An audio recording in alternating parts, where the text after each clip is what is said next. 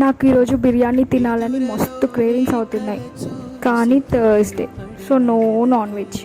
మమ్మీతో నాకు బిర్యానీ తినాలని ఉంది అని చెప్పగానే ఆలు పలావ్ చేయడం స్టార్ట్ చేశారు.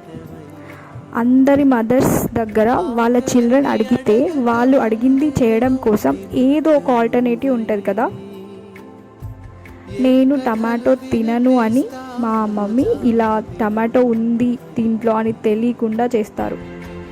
ఇంకా ఏమన్నా పుదీనా కొత్తిమీర తీసి పక్కకు పెడతామని అన్నీ మిక్సీ చేసి వేసేస్తారు. ఓవరాల్గా పలావ్ నాకు ఎలా చేస్తే నచ్చుతుందో అలా చేస్తారు, ఎక్స్ట్రాగా లవ్ యాడ్ చేసి.